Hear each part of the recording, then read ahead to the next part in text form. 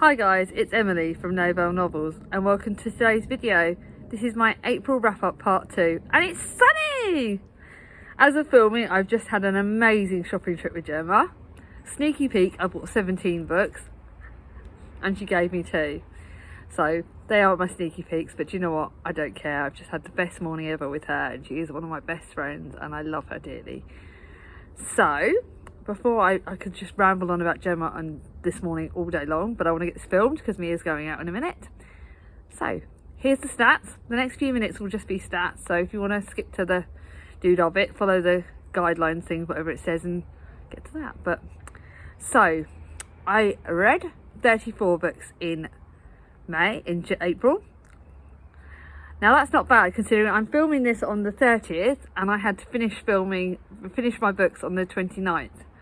So that is fantastic. I read 33 of those off the unread TBR. I gained 31 books in April, which is going to go quite high up in May because obviously I've already started the months off with like 20 plus books already this month. So, well, okay, that number's going to be a bit higher next month in May, but there you go. But I did unhaul 5 off my unread TBR. So, here we go. April unread TBR was 431 books. May's unread TBR is 424. I got it down by 7. Yes. That does give me a bit of wiggle room. Now, one thing I have decided is when I because I'm recording my historical fiction bookshelf tour this week, and when I do that, I think I'm going to be a bit harsh and do some more unhauling of unread books that I don't think I'm going to read. I think I'm going to be really strict and do a bit of an unhaul again, because when I buy loads of books, like me and Gemma are having a discussion, when I buy loads of books, it makes me think about the books that I really want to keep that I've bought before. So I think I'm just going to go for it and just go blitz. So, the genres bit. I read 1 fantasy. That does need to go up this month, in May. 1 fiction book, and that was the boy, the horse, the fox and the thingy, because I don't think I can count that in any other genre. 2 thrillers. Did love my thrillers, really happy with that. 3 non-fiction books. That was a percentage I'm really happy with. According to my Storygraph, I read 9% non-fiction, so that's really good. I'm happy with that. I read 4 classics. Again, I'm really, really happy with that. And I actually did better this month on classics. 9 historical fiction books, which is brilliant. I love that. And I read 14 contemporary. I knew my contemporary would be higher, mainly because I've got a read along in May and I needed to get 2 books in the series finished. The 2 books before that in the series finished at the end of the month, so they were the last 2 books. So that's gone 1 higher than I would have liked it to be had I not had that. But what I was saying to Gemma today was that I know that I'm going for my comfort books because my chronic pain's been having a bit of a doodah this month and I've had a bit of an emotional roller coaster ride, and we had Easter as well, which was busy with the kids. So I knew it was going to be higher. That's fine, I'm happy with that. But now let's get down to the books. I had 2 unrated books, and there's one to show you, and that was Below Stairs, which is the best-selling memoirs of a 1920s maid. I really did enjoy this. I think it taught me quite a lot about what it was like as a maid in the 1920s. Really did enjoy that. That is going to be untold. So that was really good. Basically, it was about like life as a maid in the 1920s, and this maid works her way up the rungs of the old servant sort of ladders, and she did really well for herself. She was a strong woman, had some really good stories. It was a nice, really interesting read, but that's going to be on my unhaul. I'm going to have my unhauls down there. Then I read Sherry Lapina, The Unwanted Guest. This is probably my least favourite Sherry Lapina at the moment, but it was quite good. I don't like to talk too much about it. We can't choose the strangers we meet. As guests arrive at the remote, beautiful Mitchell's Inn, they're all looking forward to a relaxing weekend deep in the forest, and then something happens and there's an unwanted guest and people start dying and start getting killed and you can't work out. I didn't work out who the killer was until the very end though, so that was, but I don't think I even worked out the killer, so that was quite good. So it's 3 stars, but it was a higher end 3 stars. It was quite a good one. Then you all know that the TBR jar gave me The Darkest Hour by Barbara Ernstein, and that was 3.5 stars. That was quite good. I read 5 3-star books this month. I didn't have any 2 stars, which was good. 1 3.5 star book, and this was my 3.5 star book.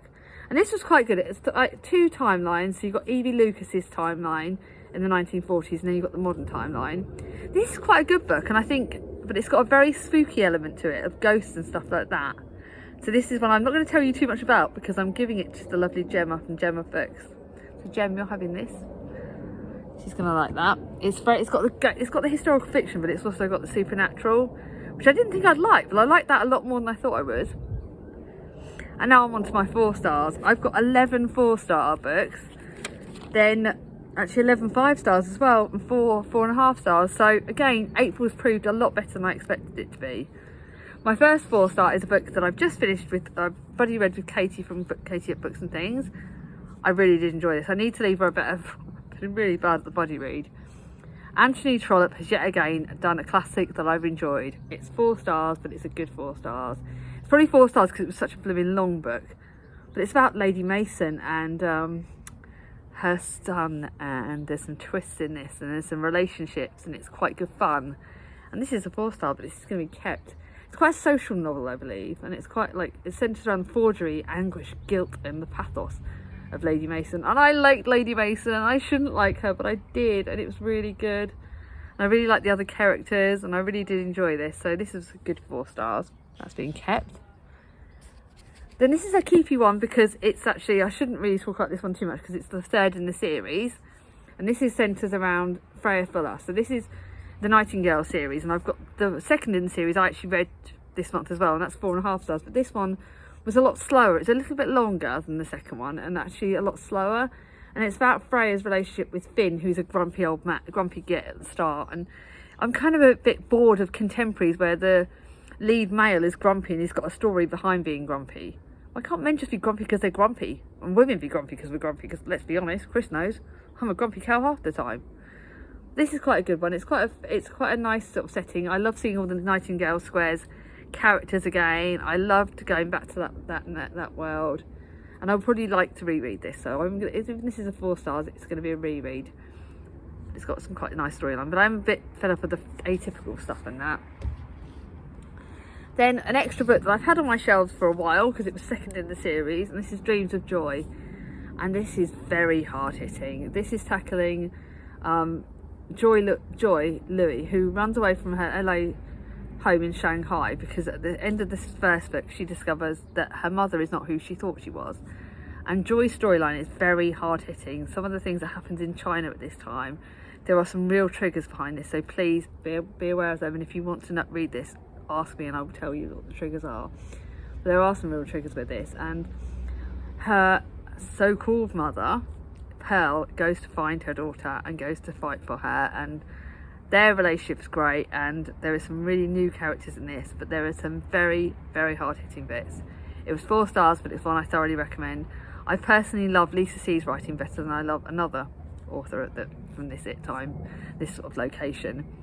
I don't get on with Amy Tan's, but I do like Lisa C's work, and this was a very good book. It was 4 stars, but it was very good, very hard hitting. The next one is a book that I'm going to lend to my mum, and then I'm probably going to give to Gemma, and this is The River Between Us by Liz Fenwick. I need to look for more, but this was a top end 4 stars though. And this is basically, again, we've got the dual timelines, and we've got Theo, is a female Theo, and she is following down the breakdown of her marriage. She's bought a tumble-down cottage on the banks of the River Tamar, which divides Cornwall and Devon. And then she goes to this cottage to hide away, and she finds a history of her family, and there's lots of connections and lots of great stuff, and you don't expect it, and it's brilliant. The garden, the location is brilliant. It's a gorgeous writing, but it's one I'm going to give away to my mum, and I think she will love it. It's a beautiful book, and I thoroughly recommend it. Now, the next one is an Isabel Broom book, who you guys know I love Isabel Broom's contemporaries. This is A Getaway, and it was actually written during the first COVID lockdown, and the author was actually away from Britain at the time, and she got to stay away, lucky sausage. And this is set in Croatia. Again, the locations are described. Isabel Broom is great at her location settings. She's great at her characters. She's got great diverse characters as well. She is an incredible author, and although this isn't one of my favourite books by her, because again, you've kind of got some bits that are quite predictable, and I think I'm getting a bit fussy with the contemporaries and the fact that some bits are quite predictable. And I kind of guessed the twist in this a lot earlier than I expected to guess it. And Kate goes to Croatia to escape. Sorry, I've got a really nice hay fever time. And she goes to escape Croatia. And she goes to, because her life is falling apart and someone's really knocked her down and stopped her believing in herself. And she's had a mentally abusive relationship, basically. And then she meets Alex, who is a very lonely soul, and his storyline's quite interesting. And they film that. You know they're going to be the ones that are going to fall in love. Again, the predictability, but the descriptions are great. The escapism's great. The running away is great, and it kind of made me really think. But I'm not going to keep this one. Then we got. I love Maureen Lee's works. I think I've read nearly all of hers. This is my most recent one of hers, and this is Queen of the Mersey. And this book is ran over a very long period of time. Set in Liverpool in 1939 is at the start of it, and it runs through to the 70s, I believe. And this centres around Laura, Queenie mainly. And Laura and Queenie first meet when the war is about to start. And when the air raid begins, Queenie is evacuated to a home, smaller village on town on the Wales coast. And she's got her own journeys, but Laura's got her own journeys. And their family's connected, and it's very good. Maureen Lee never disappoints. Then my try chapter. This is where I go to, no, it's still 4 stars. And this is Writing in the Sand by Helen Brandon. This is very hard hitting again. And this is, Amy, wait till you hear this. What? I hold my breath. What? Last night someone left the baby on the doorstep. My heart stops. This is it. Now what do I do? And Amy, it's obvious at the very start you find out Amy leaves her baby on the doorstep of her best friend's, because her best friend's mum is a foster carer. This is as a mother, I found very, very traumatic. I found it very hard hitting. She's also a carer. This character Amy is a carer, and that I found hard hitting, because you do wonder how. Thank God for my operation, my children have not had to be carers, but this is very hard hitting. Very good, very well written, but very hard hitting. And then we've got another 4 stars. I think I'm nearly done with my 4 stars. A Dangerous Inheritance by Alison Weir. This is fantastic. It's set with just after the Tudors. It's Lady Catherine Grey has already suffered more than her fair share of tragedy. Newly pregnant, she's incurred the wrath of formidable cousin Queen Elizabeth I, who sees her as a rival to her throne.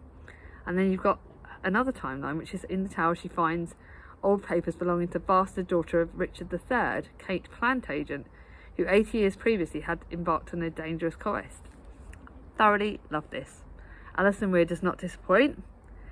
So if you're watching this, Gem, this is your other treat. I'm going to send you this. She will love it.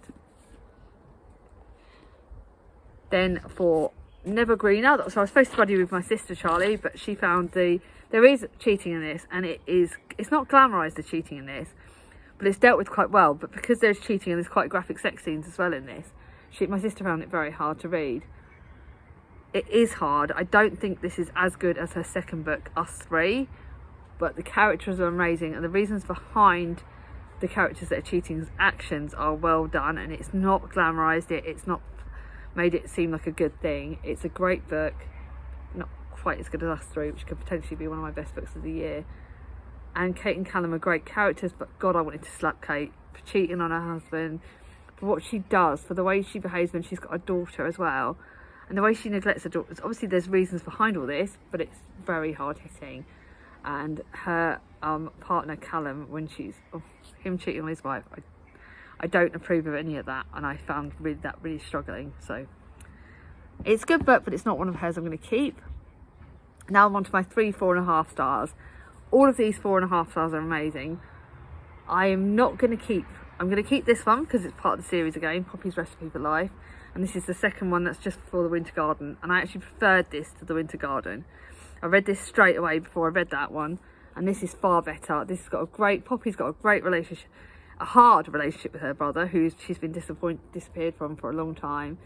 The romance in this is dealt with brilliantly. It's not like a predictable romance. Yes, you can predict who she's going to be with, but it's not dumb predictability, and she is ultimately a great character. I love Poppy's character. I love seeing the books from the first in the series, so much more in this. And the community garden in this, the community spirit in this is dealt with even better than in the third one. So I'm hoping that the fourth one, when I get it, is going to be even better. But I really did enjoy this. Poppy's younger brother really does combat the prejudices against the youth in this book, and I think that's dealt with fantastically, and I really did enjoy this. So that's my Keepy. The next one I'm not going to keep, but I don't know whether I want to lend it to my mum or if anyone wants to borrow this, because I really loved it. Like, I've got the next one that my daughter gave me, and this was written again at the time of COVID, I believe. So these COVID books are kind of really hitting home to me, and the authors described it brilliantly. I am almost tempted to keep this because it's top end 4.5 stars. Behind the happy front, Freya feels pulled in hundreds of directions. Life has thrown Freya some lessons and she's got to learn to juggle them. And it's about juggling motherhood and her problems with her siblings and her family.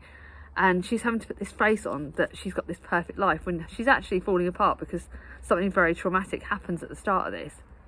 I think I might lend this to my mum, see if she likes it, and then see if I might keep that. Because I think I might want to read this again.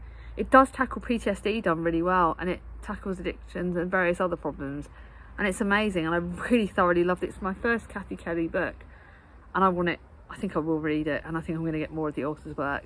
I managed to convince Gemma to buy the same book that Mia bought me on this, so can't wait to continue with it. So I think actually that's Mum's one. And then lastly, a book that will be going to Gemma because I don't keep hardbacks very often, and I want the paperback of this. At some point I'm going to be buying the paperback of this because I loved it. It was 4.5 stars, but it was top of the range 4.5 stars. This is a clever, uplifting book that entertains you and makes you think, and it really does. We start off this book with an old man leaving a note in a notebook about who he really is and how he doesn't feel like he's seen. And he writes his story in this book, and it passes it on. And it's about the authenticity, about being true to yourself. And then someone else writes a note in it, and then someone else, and it gets passed along, and all these lives become interconnected. And there are some twists in this that I didn't expect. There are some real lovely characters in this. I think I'm going to give this to Gemma. Like I said, I want my own copy of it, but it's off the top of the range. These 4.5 stars were so narrowly missing the 5-star mark, but this one is fantastic, and this is going to be a Gemma given, so it's actually not got as many unhauls actually, because that's going to be given to Gemma because I think she would love that. It's a contemporary that she would love. So now I go on to my 4 5-star books that I can talk to you about. And typical me, I didn't actually bring down one of my favourites of the month. Now, a book that I didn't expect to be 5 stars, but it is, and that's Silas Marner by George Eliot. I'm getting rid of this copy of it because I've got a better copy in the charity shop that I want to buy. And this is bloody brilliant. My first proper George Eliot, and I plan to read them all. I think I'm going to read Mill of the Floss for October because it's not too much a long book. I'm going to read Daniel Deronda with Gemma. And this is embittered by false accusations, disappointed in friendship and love. The weaver Silas Marner retreats into a long twilight life alone with his loom and his gold. Silas hoards treasure that kills his spirit until a fate steals it from him and replaces it with a golden-haired foundling. It's incredible. Thoroughly loved it. Absolutely loved it. Can't describe how much I loved it. Bringing it the best. I am going to read more of George Eliot. I didn't know if that author would be for me. That's just proved she really is for me. Can't wait. Now, because I've only got 4 5 stars, I will tell you what my favourites are in a minute, but I'm not going to ask you to predict them. Hope and Happiness in Bluebell Woods. Yeah, alright, that's my favourite. That and the book that I read from last time, which was The Last Library, which I read in the first wrap up. This is incredible. Bluebell Woods, my bluebells are over there. Love books set in Bluebell Woods.